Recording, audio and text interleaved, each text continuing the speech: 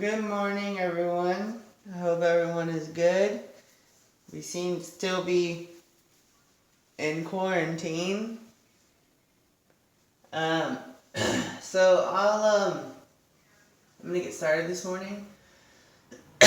um, a few things. I got a message from College Board. I think they're gonna allow you guys to test online. So I'll be sending more information about that for the actual AP test.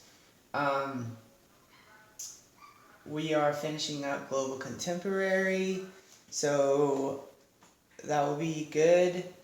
And then we're going to start reviewing over everything, which will be interesting to do in this format, but we'll try to make it work.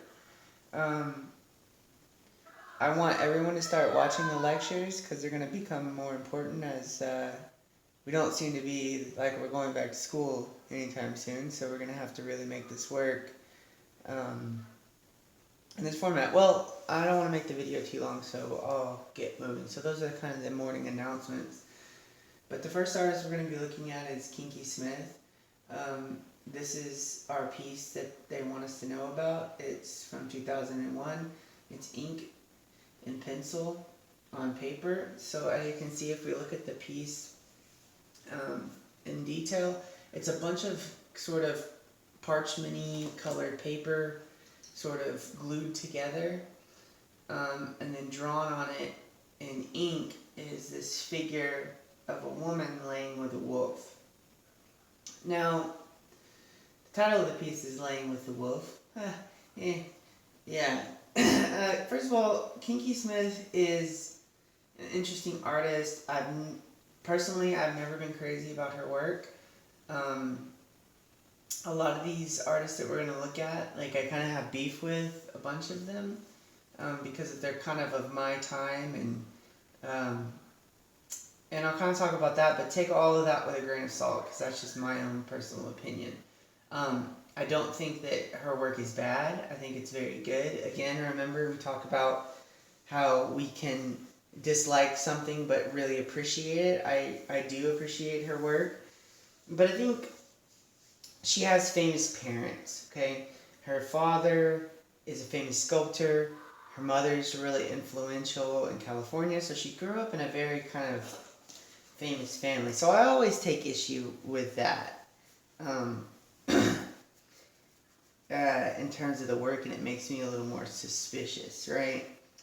As to why her work is so famous. She's incredibly famous. She's in all the art books.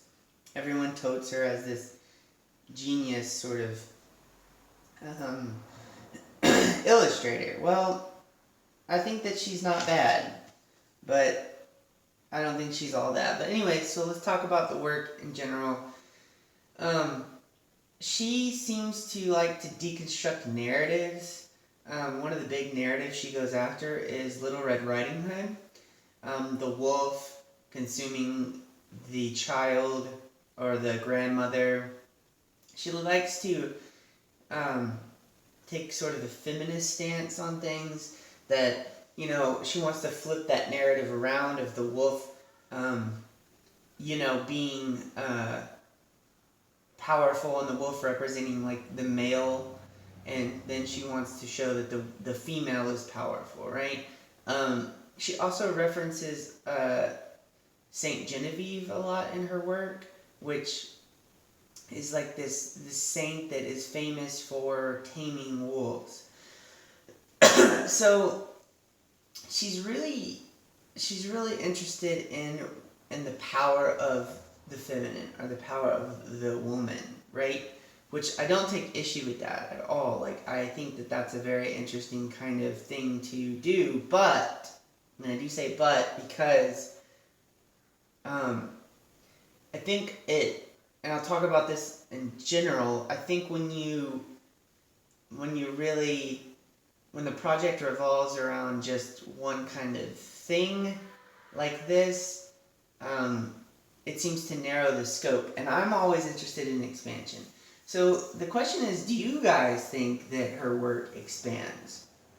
And expansion, and what I mean by expansion is, do you think the work goes beyond this sort of parable of the wolf and the feminine and feminism and flipping it upside down. I also always, when I see this piece, I always think about Romulus and Remus and the idea of Rome and the importance of the woman. And I think that seeing woman as like power, seeing woman as like holy vessel, seeing woman, I don't have an issue with any of those kinds of ideas. Like, I'm very pro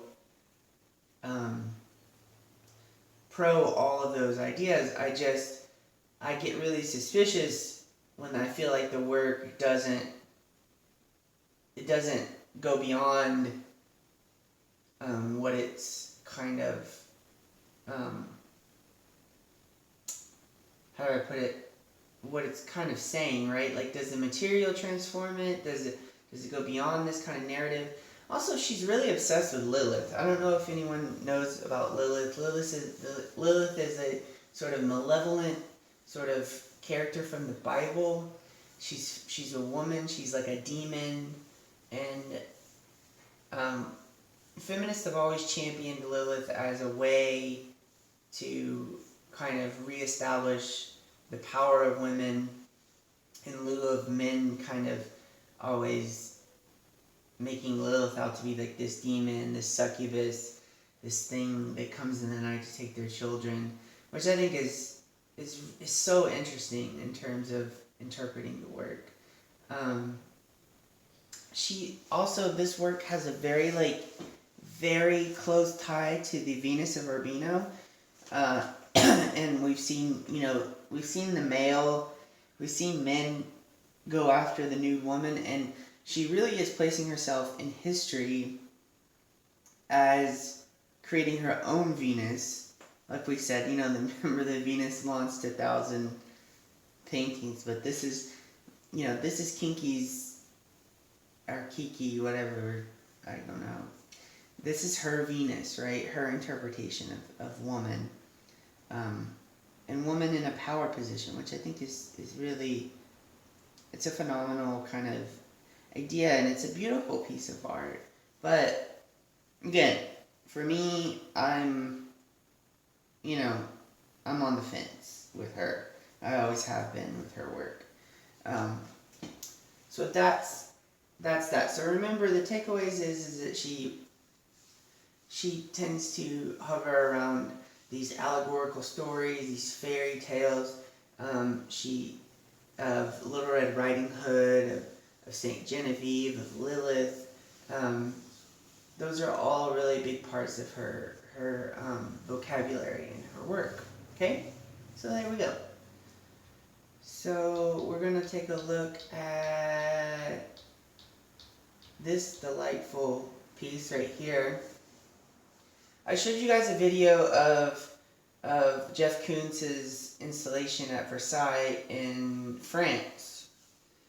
And you guys hated it. And I think that that's important, right? Like, I think that Koons wants to be hated, right? He wants to disrupt or destroy every kind of sort of preconceived notion about the avant-garde, about painting, about all of those things. And it comes down to this idea of, there's a famous art critic named Clement Greenberg, and he champions formalism, something that I'm very deeply involved in, right, as an artist. And that could be seen as sort of its glory or whatever, as in like Jackson Pollock and some of the abstract expressionists that we've looked at and things like that. And Jeff Koons comes in and makes these giant ceramic sculptures of this like naked women holding this like pink panther. It's highly sexualized. It's highly chauvinistic, right? It's pretty disgusting, to be honest. I mean, the sculpture itself is awful. I've seen a few of these in person, and oh my god, they're abysmal. They're so ugly, right? They're huge. He doesn't make them himself. He has these like artisans that are professionals at making these kinds of sculptures make them, and they're perfectly made. right? But why would he do this? Why would he make this work, and why is it important to us, right? Well, he is one of the he's one of the big villains of art, along with another painter named Julian Schnabel, who I completely love. Julian Schnabel is known as the Steven Seagal of painting, and Kuntz is known as just terrible, just a joke. But he's absurdly famous, so we must take a look at him. So this is the piece we're interested in. This is Pink Panther, 1988. Very important time period for this to appear. So what is he challenging? Well, he's first of all, he's presenting a word that I want you guys to be familiar with. It's banality. Okay? And banality basically addresses, the definition is something that lacks any kind of originality, right? So he's basically saying this isn't original. Art doesn't have to be original. Art doesn't have to be this sort of modernist idea. Remember we talked about modernism and that there's an ultimate truth, that there's this method to making, there are these rules. Kuntz is coming in and saying there are no rules, there are nothing, right? It's a very sort of nihilistic approach to making work.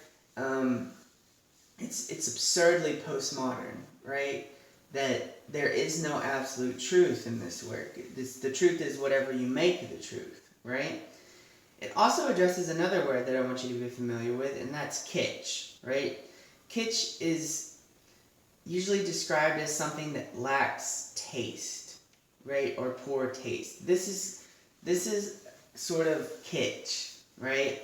This is tasteless art. And so he's plopping it out there, and he wants us to have to deal with it, right? In a way that makes us uncomfortable, right? Like you go in and you're like, this sucks, this shouldn't be art, this is not cool or important, and there it is. And it's worth millions of dollars. So it creates a paradox, right? It creates a situation that's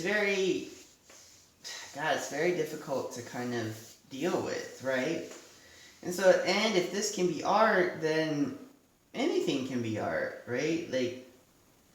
You could puke on the floor and have it be art. Remember there's a situation with a banana at the Biennale this year where some artist duct taped it to the wall and some guy ate it, and I don't know, it's just craziness. Art is very confusing in that way. It's the most incredible and the most worthless thing that was ever devised, right? But that's all we'll say about that. I don't really have a question about him on your quiz because it's really difficult to kind of quantify him and his work, but it's really important that you guys know about him, okay? So we're going to take a look and talk about this guy, Michael Tuffery, okay?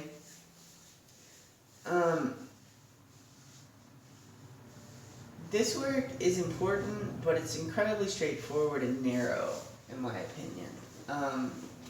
So let's take a look. So this is Tuffery's mixed media. I'm not even going to attempt this. Pisu Upulalfi. It basically translates into pea soup, and what we're looking at is the idea. First and foremost, he is a Pacific Islander, okay? And he's addressing the problem that has kind of arisen in those regions, such as Hawaii and a lot of the Polynesian islands, of canned foods as being special. Now, how did the canned foods get there? Well, they got there in World War II, okay? With the GIs bringing them in. And what I'm speaking to mostly is Spam. Now, when I went to Hawaii, I experienced this myself. They put Spam in pretty much everything, even in sushi. Spam is given as gifts during special festivals. I don't know why it's a weird phenomenon, right? Maybe because it tastes good. I don't know if Spam even tastes good. I've never had it, but it's it's this thing, and the Islanders really love it, and they eat a ton of it, right? Some of the most eaten areas of Spam and products like this are in the Pacific Islands, and so he's addressing that. So he basically makes a cow, a full-size cow, out of essentially what are Spam cans, right? Beef products. And what he's doing is that he's trying to highlight a few things. One is that he's really into the environment, right? That these foods are bad for the people, they're bad for the environment because people throw away the cans, that we need to go back to sort of more native practices. These are also really interesting because these pieces, and I want you to look them up online, is they become smokers, right? Where they cook food at the exhibitions and cook, I think, healthier food and things like that, like real natural beef and stuff. And what he's trying to say is trying to say that this is killing our people, it's killing our culture, and that we need to go back to traditional ways, right, of life. It's a pretty straightforward project. It concerns the people, it concerns, good food practices, things like that. And that's where, again, I have an issue with it. It's kind of what we call a one-liner. He does this also with fish. He makes these fish sculptures out of tuna cans and things like that. Yeah, I think they're cool and stuff, but like I don't know. I don't feel like they belong in like a history book or something that we should be studying, right? But that again is the Mac's opinion. I don't make the rules. If I did, we'd be looking at way cooler stuff. Anyway, so that's him. He's pretty straightforward. He does use these constructions in performance art, and ties that really deeply into the tribalism of the culture and things like that. So yeah, they're okay. Yeah.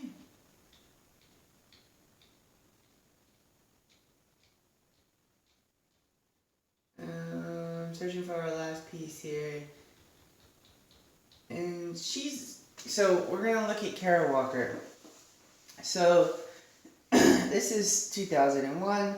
It's cut paper and projection. So these are silhouettes, black silhouettes that are put on the wall of the gallery, and then there's a projection kind of shown on top of it using kind of an overhead projector, one of the old school ones. This is Darky Town Rebellion. So it's really important to understand that Kara Walker goes from living in New York in a very sort of integrated environment, and then she moves to like South Carolina as like a teen, and she encounters racism for the first time, really. And so it has a huge influence on her work. She was terrified to live in the South, and the South has all this history of racism. So she goes after the ideas of racism, right? Using these old stories, and one of the stories that she will really kind of champion and gravitate to is Gone with the Wind, the classic novel, right? She makes a lot of her work about that, and you can see in the silhouettes there are kind of awful, nefarious kind of things happening to the slaves, and the slaves are doing kind of awful things to their masters, and there's this very dark kind of history and dialogue about the South and about all of those kinds of things. Her work is very powerful. It's very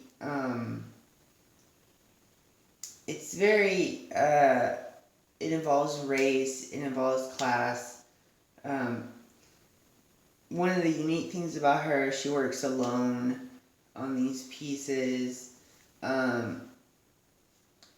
It's it's loaded, right? It's very, very, very loaded, right? And so Darky Town, in particular, focuses on a very old painting called Darky Town that she found, and then she's reinterpreting that painting here, right? In the piece that we're looking at. And yeah, I've seen her work for many, many years. I don't know how I feel about it. I look at her in terms of seeing her work compared to Yinka Yobare, who's another African American artist that, you know, attacks like Fragonard Swing. Let's look at that piece right here. That we'll look at on the next lecture.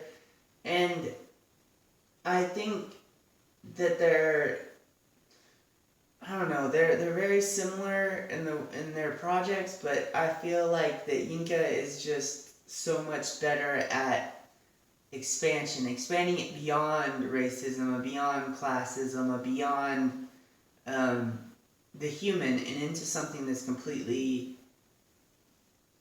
maybe universal or wild. I think that Kara's work gets caught in this loop of that it doesn't expand, right, past the material itself.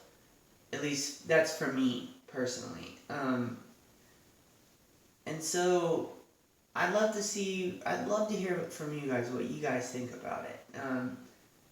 It's all valid, right? I hope that we can talk about these kinds of things openly in class. We have to kind of address these kinds of things, and I wish we were together to talk about it. Maybe we can do a Zoom or something. I'm trying to figure that stuff out. So that's Kara. So the last piece we're going to look at